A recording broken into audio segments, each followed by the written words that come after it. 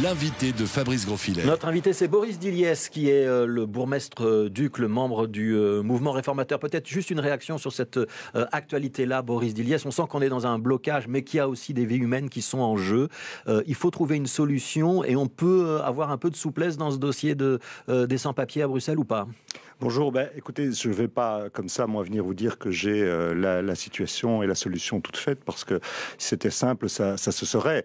On doit trouver une solution, mais en même temps, je pense qu'on doit aussi faire respecter la loi, et que ça reste un sempiternel débat, mais on ne peut pas, en effet, donner gain de cause en la matière à tout qui le souhaite ou qui le demande, et donc force doit rester à la loi malgré tout, mais ça doit se faire dans des conditions humaines. Mais je n'ai pas la solution toute faite, sinon ça se saurait. Ouais, on sait que c'est un problème qui revient régulièrement, oui. Et on sait qu'il y a des milliers de sans-papiers en région bruxelloise. Ça veut dire qu'on a quand même du mal politiquement à trouver une solution sur le long terme. Hein. C'est difficile partout. Je pense qu'il y a beaucoup de capitales européennes qui rencontrent ce problème. Je pense que c'est plutôt effectivement au niveau européen que, à mon avis, la clé demeure.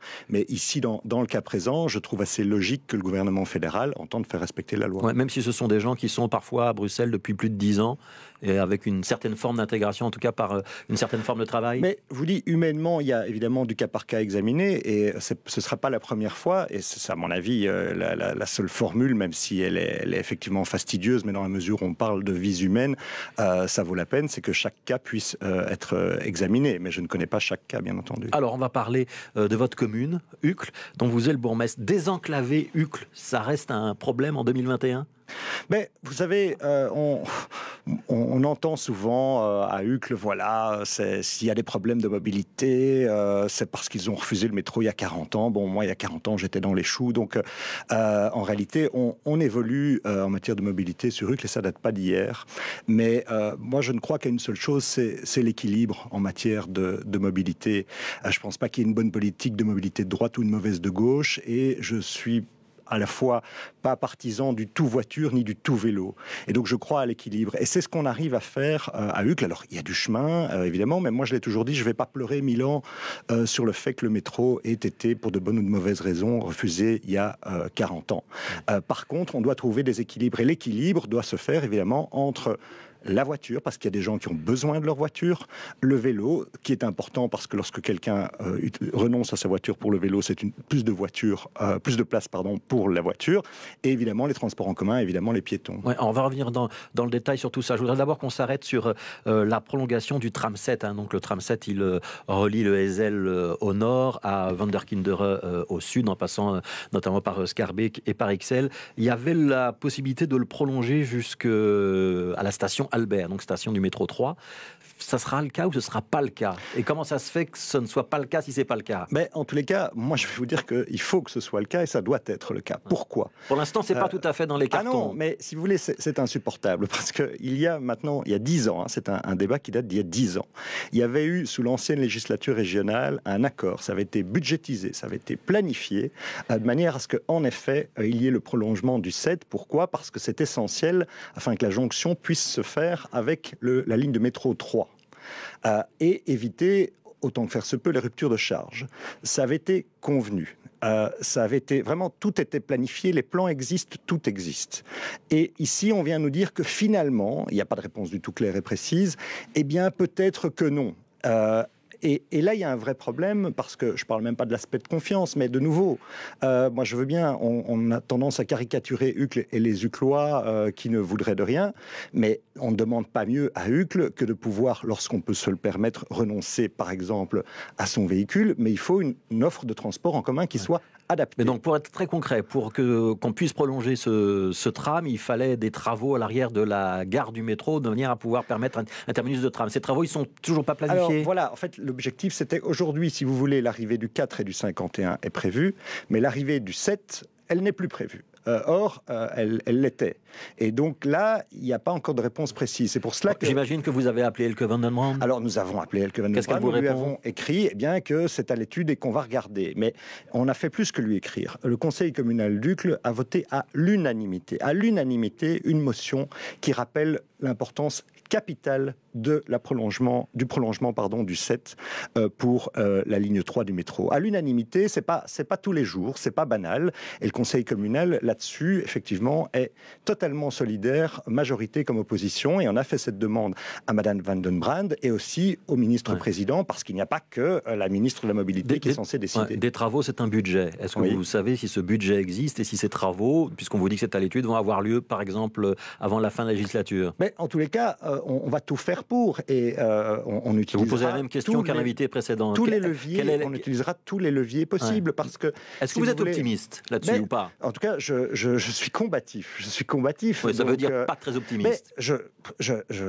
à nouveau, ce n'est pas moi, effectivement, qui ai la décision finale. Par contre, j'ai pas du tout l'intention qu'on se laisse marcher dessus comme un paillasson, parce qu'à nouveau, on ne peut pas caricaturer Hucle et ne pas lui donner les moyens. Vous savez, très rapidement, on a un autre contre-exemple. Sous l'ancienne législature, le ministre précédent des Travaux et de la Mobilité accepte l'étude de faisabilité payée par la région pour un parking souterrain à Hucle-Centre en compensation de plus de 100 places de stationnement qui sont supprimées pour des travaux nécessaires chaussée d'Alsemberg.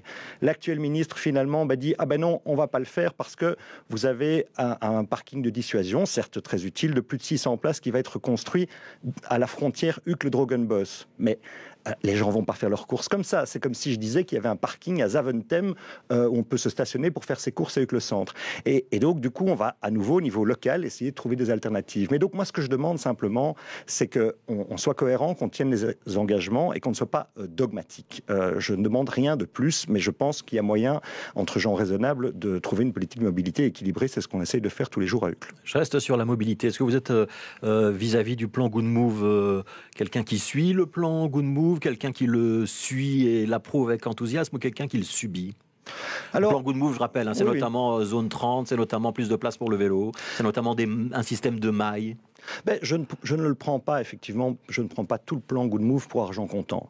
Pour autant, il a effectivement le mérite d'exister. Sur les réseaux sociaux, on nous a suggéré de vous poser beaucoup de questions sur le fait que des grands axes comme l'avenue de Pré, la chaussée de Waterloo allaient rester à 50 km/h et pas passer à 30, et sur le fait que vous n'étiez visiblement pas très partisan des pistes cyclables et qu'il n'y avait pas beaucoup de place pour le vélo à Uccle. Alors, à nouveau, on est beaucoup dans la caricature, mais très concrètement, je vais répondre à cela.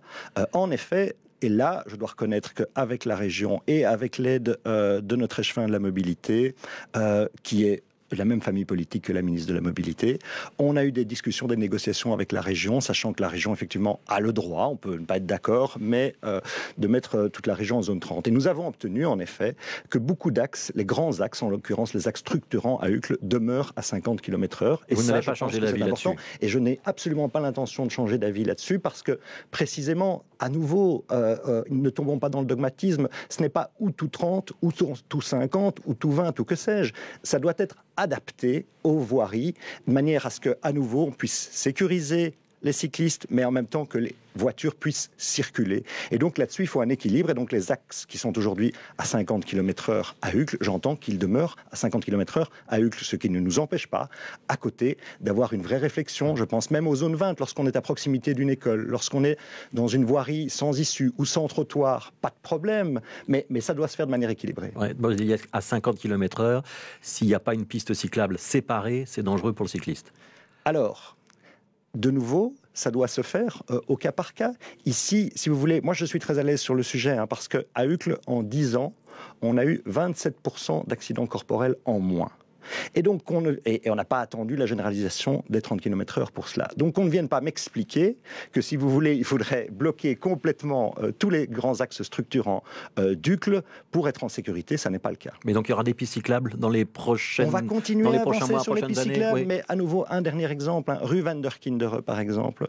On va mettre la rue Van der Kindere, qui est déjà à 30 km/h. On va en effet faire en sorte que ce soit ce qu'on appelle une rue cyclable, c'est-à-dire que il y a une priorité, une sécurité pour les cyclistes, mais on ne supprime aucune place de stationnement et on fait en sorte qu'il y ait une cohabitation harmonieuse, parce qu'à nouveau, il faut sécuriser, encourager les cyclistes, mais encore une fois, il faut aussi tenir compte du fait qu'il y a toute une série de personnes qui ont besoin de leur voiture. Alors, il nous reste 2 minutes. Un mot sur la vaccination d'abord. Oui. On ouvre aujourd'hui la vaccination aux 12-15 ans. C'est ce qu'il fallait faire? Ça va dans le bon sens? Oui, je crois que ça va dans le bon sens. Je pense que là-dessus, c'est une étape importante qui est franchie.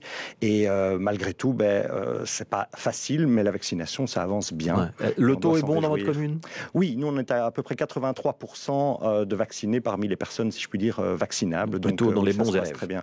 Oui, ça se passe très bien au niveau de la vaccination. On a un centre de vaccination avec vraiment des gens formidables et je leur rends hommage qui tous les jours y travaillent. Ouais, et il fermera à la fin de l'été comme les autres? Normalement pour le 20 août, effectivement. Dernière question sur la reprise de l'économie. On sait que on attend un petit peu la fin de la Covid-19, mais que ça pourrait être difficile. Est-ce qu'il y a des inquiétudes pour les commerces, pour l'ORECA, pour d'autres secteurs dans votre commune? Est-ce qu'il faut maintenir les aides et où est-ce qu'il y a des aides spécifiques que la commune va devoir prévoir pour éviter la casse? Alors, il y a évidemment des inquiétudes. Au niveau local, on a débloqué plus d'1 200 000 € pour l'aide au commerce local, d'une part, mais d'autre part, on a aussi des raisons d'être optimiste parce qu'on est en contact avec toute une série d'enseignes de Bruxelles qui souhaitent venir s'installer à Uccle, et pour cela, on leur dresse le tapis rouge, notamment par rapport au régime de fiscalité locale, mais par rapport à l'accompagnement aussi individuel qu'on entend faire par rapport à toute une série de nouvelles enseignes qui arrivent sur Uccle, et on crée vraiment un encadrement de facilité à ce niveau-là. On peut donner des noms et des dates de ces nouvelles enseignes? Alors, je reviendrai avec vous volontiers là-dessus parce qu'on a pas mal de discussions, mais il y a déjà